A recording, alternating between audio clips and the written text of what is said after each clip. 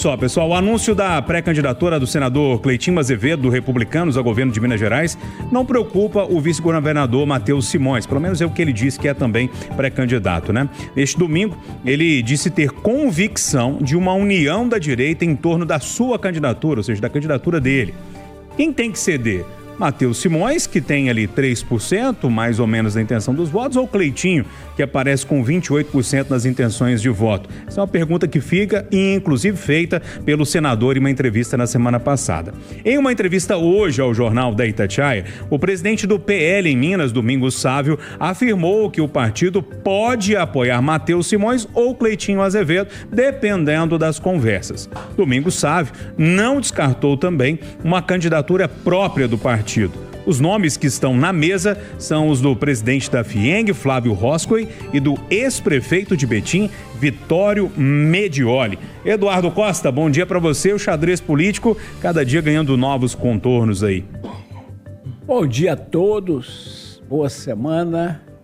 Ô, Júnior, política é um negócio difícil de prever, sobretudo em Minas, né?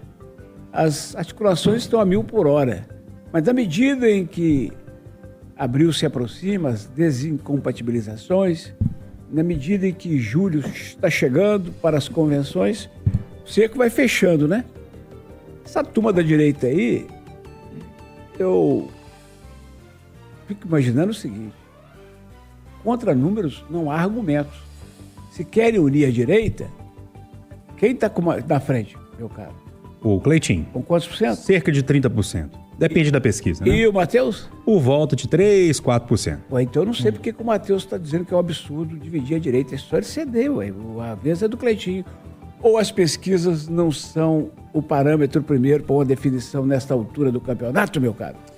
E aí, Edilene Lopes, essa entrevista do presidente do PL, dizendo ali, inclusive, da possibilidade de um nome ser filiado aí na última hora, citou Flávio Roscoe e citou Vitório Medioli, que são, além de pessoas conhecidas aqui em Minas Gerais, pessoas que detêm um poder econômico importante para uma campanha eleitoral. Bom dia.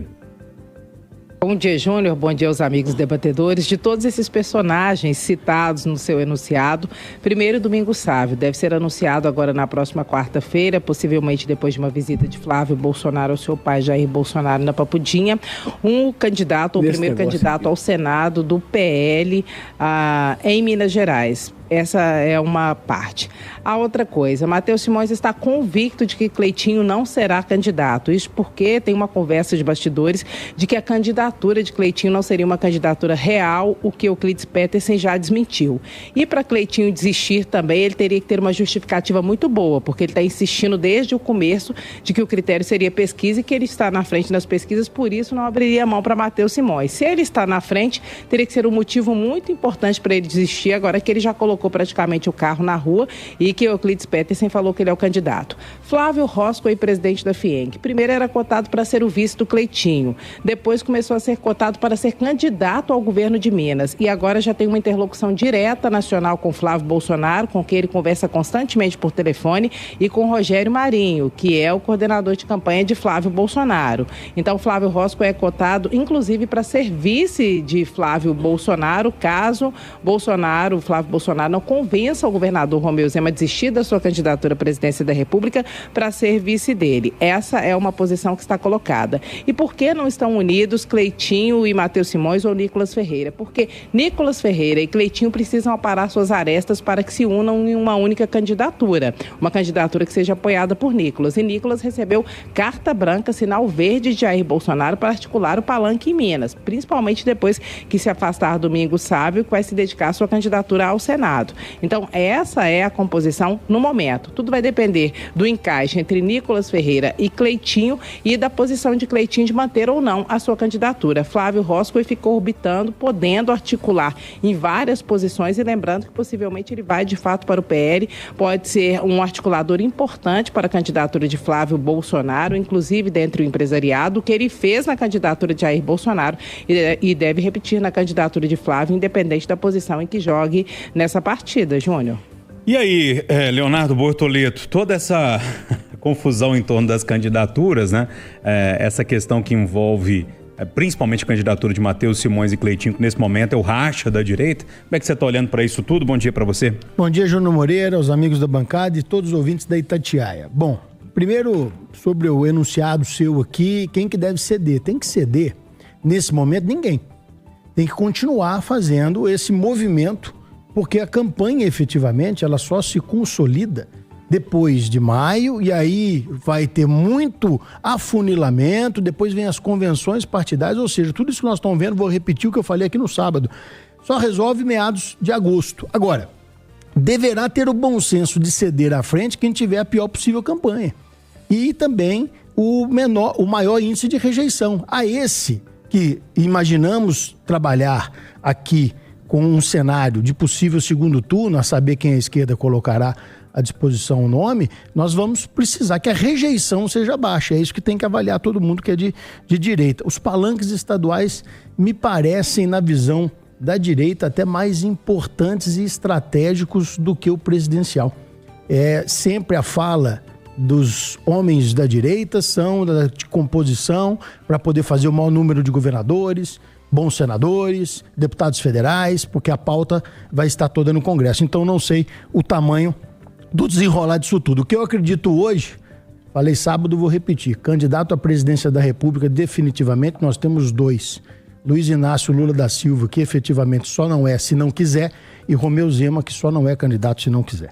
Marcelo da Fonseca, eu gosto muito da palavra inconfidência, né? Que fala ali de um abuso de confiança, revelação de segredo, uma quebra de sigilo, vazamento de informação, enfim, você pode dar vários significados para a palavra. E aí eu vou cometer uma inconfidência aqui no Conversa de Redação, porque logo depois da entrevista, Marcelo da Fonseca sentou um pouco com o presidente do PL ali. O que você ficou sabendo de bastidores, Marcelo? Bom dia. Bom dia, Júnior. Bom dia, amigos do Conversa. Bom dia a todos os ouvintes. A gente, nas próximas semanas, a movimentação vai ser muito grande.